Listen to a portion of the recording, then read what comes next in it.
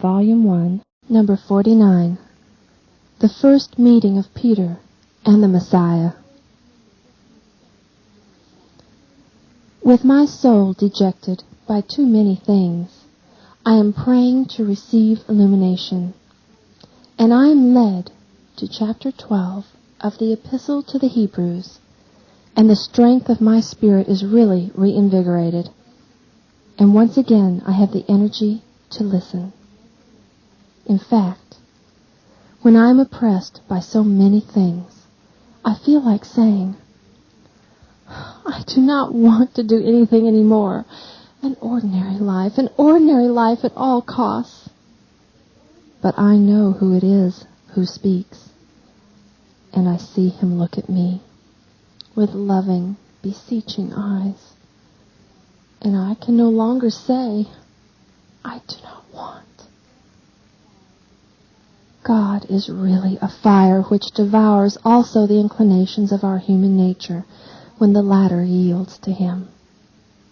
To him who speaks, saying, I will not leave you. I will not abandon you. I want to repeat once again with full confidence, you are of much help to me. I do not fear man. O God, do not disappoint my hope. At 2 p.m., I see the following. Jesus is coming along a little road, a path between two fields. He is alone. John is moving towards him along a different path in the fields, and he meets him at last, going through an opening in a hedge. John, both in yesterday's vision and today's, is very young. His face is rosy and beardless, the fair complexion of a youth who can hardly be called a man. There are no signs of mustache or beard, but only the smoothness of his rosy cheeks, his red lips, and his bright smile and pure look. Not so much because of its deep turquoise hue, as because of the limpidity of his virginal soul shining through his eyes. His blonde, brown, long, soft hair undulates at each step while he walks almost as fast as if he were running. When he is about to pass through the hedge, he shouts, Master! Jesus stops and turns round, smiling. Master, I have longed so much for you. The people in the house where you live told me that you had come towards the country, but they did not say where. I was afraid I might not meet you. While speaking, John has bent his head slightly out of respect, and yet he is full of truthful love, both in his attitude and in his eyes, which he raises towards Jesus, while his head is still gently inclined towards his shoulder. I saw you were looking for me, and I came towards you. You saw me? Where were you, Master? Over there. And Jesus points to a group of trees far away, which by the color of their foliage, I would say were olive trees. I was over there. I was praying and thinking what to say this evening in the synagogue, but I came away as soon as I saw you. But how could you see me, if I can hardly see the place, hidden as it is behind that hedge? And yet, you see, here I am. I came to meet you because I saw you. What the eye does not do, love does. Yes, love does. You love me, therefore, Master? And do you love me, John, son of Zebedee? So much, Master. I think I have always loved you. Before meeting you, long before, my soul was looking for you. And when I saw you, my soul said to me, here is the one you're seeking. I think I met you because my soul perceived you. You said it, John. and what you say is right. I also came towards you because my soul perceived you. For how long will you love me? Forever, Master. I no longer want to love anybody but you. You have a father and a mother, brothers and sisters. You have your life, and with your life, you have a woman and love. How will you be able to leave all that for my sake? Master, I do not know, but I think, if it is not pride to say so, that your fondness will take the place of father and mother, of brothers and sisters, and also of a woman. I will be compensated for everything if you love me. And if my love should cause you sorrows and persecutions, they will be nothing if you love me. And the day I should die? No, you are young, Master. Why die? Because the Messiah has come to preach the law in its truthfulness and to accomplish redemption. And the world loathes the law and does not want redemption. Therefore, they persecute God's messengers. Oh, let that never be. Do not mention that prediction of death to him who loves you. But if you should die, I would still love you. Allow me to love you. John's look is an imploring one. He has bowed his head lower than ever, and he walks beside Jesus and seems to be begging love. Jesus stops. He looks at him, scrutinizes him with his deep, penetrating eyes, and then lays his hand on his bowed head. I want you to love me. Oh, Master. John is happy. Although his eyes shine with tears, his well-shaped young mouth smiles. He takes the divine hand, kisses it on its back, and presses it to his heart. They take to the road again. You said you were looking for me. Yes, to tell you that my friends want to meet you, and because, oh, how I was longing to be with you again. I left you only a few hours ago, but I could no longer be without you. Have you, therefore, been a good announcer of the word? Also James, Master, spoke of you in such a way as to convince them, so that also he who had no confidence and is not to be blamed, because his reserve was due to prudence, is now convinced? Let us go and give him full assurance. He was somewhat afraid. No, not afraid of me. I have come for good people, and even more for those who stand in error. I want to save people, not to condemn them. I will be full of mercy with honest people. And with sinners also. By dishonest people, I mean those who are spiritually dishonest, and hypocritically they feign to be good, whereas they do ill deeds. And they do such things and in such a way for their own profit, and to secure an advantage over their neighbors. I will be severe with them. Oh, Simon then need not worry. He is as loyal as no one else. This is what I like, and I want you all to be so. Simon wants to tell you many things. I will listen to him after speaking in the synagogue. I asked them to inform the poor and sick people, in addition to the rich and healthy ones. They are all in need of the gospel. They are near the village. Some children are playing in the road, and one of them runs into Jesus' legs and would have fallen if he were not quick in getting hold of him. The child cries just the same, as if he had been hurt, and Jesus, holding him in his arms, says, "An Israelite who's crying? What should the thousands of children have done who became men crossing the desert with Moses?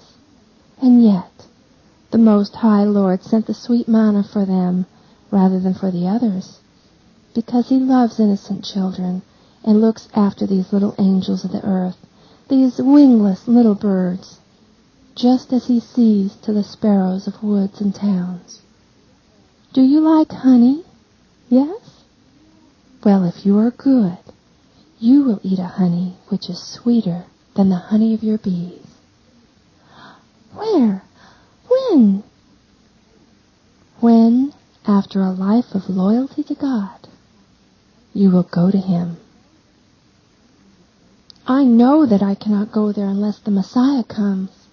My mother says that now we in Israel are like mini Moses, and we die seeing the promised land. She says that we are there, waiting to go in, and that only the Messiah will make us go in.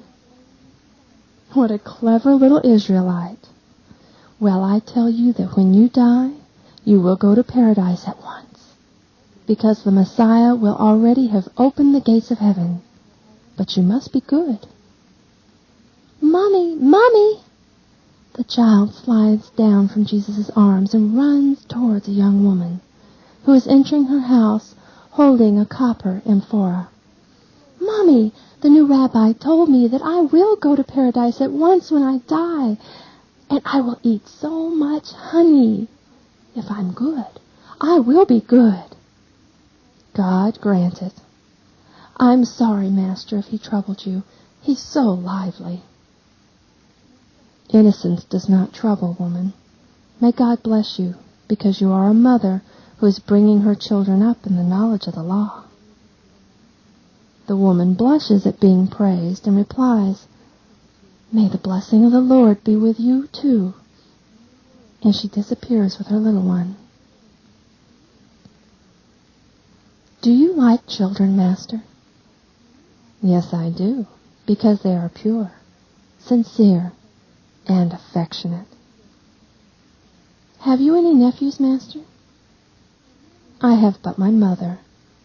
In her there is purity, sincerity, the love of the most holy children, together with wisdom, justice, and the fortitude of adults. I have everything in my mother, John." "And you left her?" "God is above also the holiest mother." "Will I meet her?" "Yes, you will." "And will she love me?" "She will love you because she loves whoever loves her Jesus." "Then you have no brothers?" "I have some cousins on my mother's husband's side, but every man is my brother, and I've come for everybody. We are now at the synagogue. I'm going in, and you will join me with your friends." John goes away, and Jesus goes into a square room with the usual display of triangular lamps and lecterns with rolls of parchment. There is already a crowd waiting and praying. Jesus also prays. The people whisper and make their comments behind him as he bows to the head of the synagogue, greeting him, and he asks for a roll at random. Jesus begins his lesson. He says, "The Spirit makes me read the following things for you." At chapter 7 of the book of Jeremiah, we read, "Yahweh, Sabaoth, the God of Israel, says this: Amend your behavior and your actions, and I will stay with you here in this place. Put no trust in delusive words like these. This is a sanctuary of Yahweh, the sanctuary of Yahweh, the sanctuary of Yahweh. But if you do amend your behavior and your actions, if you treat each other fairly, if you do not exploit the stranger, the orphan, and the widow, if you do not shed innocent blood in this place, and if you do not follow alien gods to your own ruin, then here in this place I will stay with you, in the land that long ago I gave to your fathers forever. Listen, Israel. Here I am to illuminate for you the words of light, which your dimmed souls can no longer see or understand. Listen. There is much weeping in the land of the people of God. Old people cry, remembering past glories. Adults cry because they are bent under the yoke. Children cry because they have no prospects of future glory. But the glory of the earth is nothing compared to a glory which no oppressor, except mammon and ill will, can take away. Why are you crying? Because the Most High, who was always good to his people, has now turned his face elsewhere, and no longer allows his children to see his countenance?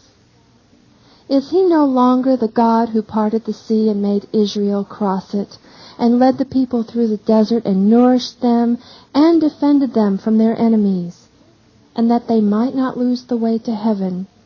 He gave a law for their souls, as he had sent them a cloud for their bodies. Is he no longer the God that sweetened the waters and sent manna to his worn-out children? Is he not the God who wanted you to settle in his land and made an alliance with you as father with his children? Well then, why has the foreigner struck you? Many amongst you mumble, and yet the temple is here. It is not enough to have the temple and to go and pray God in it. The first temple is in the heart of every man, and that is where holy prayers should be said. But a prayer cannot be holy unless the heart first amends its way of living, and with his heart man also amends his habits, affections, the rules of justice towards the poor, servants, relatives, and God. Now look, I see rich, hard-hearted men who make rich offerings to the temple, but they never say to a poor man, "Brother, here is a piece of bread and a penny. Take them." From man to man, and let not my help discourage you, as my offering may not make me proud. I see people who, in their prayers, complain to God because he does not hear their prayers promptly. Then, when a poor wretch, very often a relative, says to them, "Listen to me," they reply heartlessly, "No. I see you crying because your money is squeezed out of your purses by your ruler. But then you squeeze blood out of those you hate, and you are not filled with horror when you take the blood and life away from a body. Oh, Israel, the time of redemption has come. Prepare its ways in your hearts with good will. Be honest, good, love one another. The rich must not despise the poor. Merchants must not defraud. The poor must not envy the rich. You are all of one blood, and you belong to one God. You are all called to one destiny. Do not shut with your sins the heavens that the Messiah will open for you. Have you erred so far? Err no longer. Abandon all errors. The law is simple, easy and good as it goes back to the original 10 Commandments, illuminated by the light of love. Come, I will show you which they are. Love, love, love. God's love for you. Your love for God. Love for your neighbors. Always love. Because God is love. And those are the Father's children who know how to live love. I am here for everybody, and to give everybody the light of God. Here is the word of the Father that becomes food for you. Come, taste. Change the blood of your spirits with this food. Let every poison vanish. Let every lust die. A new glory is offered to you, the eternal one, to which all those will come whose hearts will truly study the law of God. Start from love. There is nothing greater. When you know how to love, you will already know everything, and God will love you. And God's love means help against all temptations. May the blessing of God be on those who turn to God with their hearts full of goodwill. Jesus is silent. The people whisper. The meeting breaks up after some hymns, many of which are sung like psalms. Jesus goes out onto the little square. On the doorstep there are John and James with Peter and Andrew. Peace to you, says Jesus, and he adds, here is the man who, in order to be just, must not judge before knowing. But he is honest in admitting he's wrong. Simon, you wanted to see me. Here I am. And you, why did you not come before?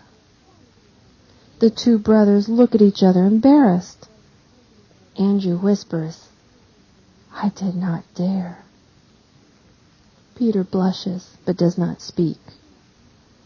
But when he hears Jesus say to his brother, were you doing any wrong in coming?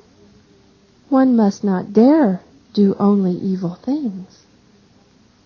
He intervenes frankly. It was my fault. He wanted to bring me to you at once, but I said, yes, I said, I don't believe it, and I did not want to come. Oh, I feel better now. Jesus smiles, then he says, and because of your sincerity, I tell you that I love you. But I'm not good. I'm not capable of doing what you said in the synagogue. I'm quick-tempered, and if anyone offends me, I'm greedy, and I like money. And in my fish business, not always, I have not always been honest. And I am ignorant. And I have little time to follow you to receive your light. What shall I do? I would like to become as you say, but it is not difficult, Simon. Are you acquainted a little with the Scriptures? Are you? Well, think of the prophet Micah. God wants from you what Micah said. He does not ask you to tear your heart apart. Neither does he ask you to sacrifice your most holy affections. He does not ask you for the time being. One day, without being requested by God, you will give God your own self. But he will wait while the sun and the dew turn you, a thin blade of grass as you are now, into a sturdy, glorious palm tree. For the time being, he asks you only this, to be just, to love mercy, to take the greatest care in following your God. Strive to do that, and Simon's past will be canceled, and you will become a new man, the friend of God and of his Christ. No longer Simon, but Cephas, the safe rock on which I lean. I like that. I understand that. The law is so, That is, I cannot comply with it any longer, as the rabbis have made it. But what you say, yes, I think I'll be able to do it. And you will help me? Are you staying in this house? I know the owner. I am staying here, but I'm going to Jerusalem, and after I will preach throughout Palestine. I came for that, but I will often be here. I will come to hear you again. I want to be your disciple. A little of the light will enter my head. Your heart, above all, Simon, your heart. And you, Andrew, have you nothing to say? I am listening, Master. My brother's shy. He will become a lion. It is getting dark. May God bless you and grant you a good haul. Go now. Peace be with you. They go away. As soon as they are out, Peter says, I wonder what he meant before when he said that I'll be fishing with other nets and catching different fish. Why did you not ask him? You wanted to say so many things, but you hardly spoke. I was bashful. He's so different from all the other rabbis. Now he's going to Jerusalem, says John with so much longing and nostalgia. I wanted to ask him if he would let me go with him, but I did not dare. Go and ask him now, my boy, says Peter. We left him so, without a word of affection. Let him at least know that we admire him. I will tell your father. Shall I go, James? Go. John runs away, and he runs back overjoyed. I said to him, do you want me to come to Jerusalem with you? He replied, come, my friend. Friend, he said. Oh, tomorrow I will be here at this time. Oh, to Jerusalem with him. The vision ends. With regard to the previous vision, Jesus says to me,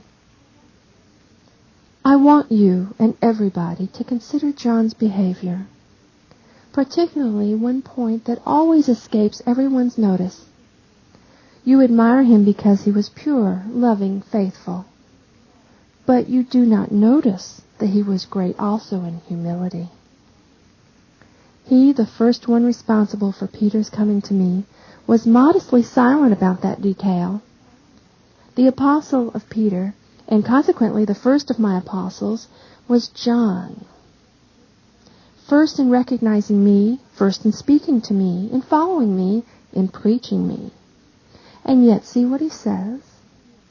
Andrew, Simon's brother, was one of the two who had heard John's words, that is, John the Baptist, and had followed Jesus. The first person he met was his brother Simon, to whom he said, we have found the Messiah, and he took him to Jesus. Besides being good, he is just, and since he knows that Andrew is distressed because of his shy and reserved disposition, and that he would like to do so much, but does not succeed in doing it, he wants the acknowledgement of Andrew's good will to be handed down to posterity. He wants Andrew to appear as Christ's first apostle with Peter, notwithstanding that Andrew's shyness and uneasiness with his brother have been the cause of the failure of his apostolate. Amongst those who do something for me, who can imitate John, instead of proclaiming himself an unexcelled apostle, without considering that his success depends on a multitude of things, which are not only holiness, but also human daring, luck, and the occasional chance of being with other people less daring and less lucky, but perhaps holier? When you succeed in doing some good, do not boast about it, as if the merit were entirely yours. Praise God, the Lord of the apostolic workers, and have a clear eye and a sincere heart to see and give each the praise they deserve. A clear eye to describe the apostles who sacrificed themselves and are the first real incentive for the work of the others. Only God sees them. They are timid and seem to be doing nothing, whereas they draw from heaven the fire that urges daring workers. A sincere heart in saying, I work, but this fellow loves more than I do. He prays better than I do. I am not able to sacrifice myself as he does. And as Jesus said, in your private room with the door closed, pray secretly. Since I am aware of his humble holy virtue, I want to make it known and say, I am an active instrument. He is a power that inspires me, because joined as he is to God, he is a channel of celestial energy for me. And the blessing of the Father that descends to reward the humble man who secretly sacrifices himself to give strength to the apostles will descend also on the apostle who sincerely acknowledges both the supernatural and silent help of the humble one, and his merits which superficial men do not notice.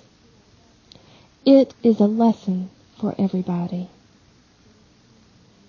Is he my favorite? Yes, he is.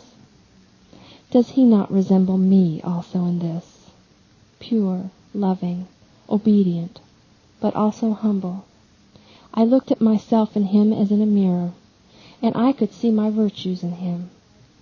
I therefore loved him like another self. I could see in him the glance of my Father, who considered him a little Christ. And my mother would say to me, I feel as if he were my second son. I seem to be seeing you reproduced in a man. Oh, how well the one full of wisdom knows you, my beloved.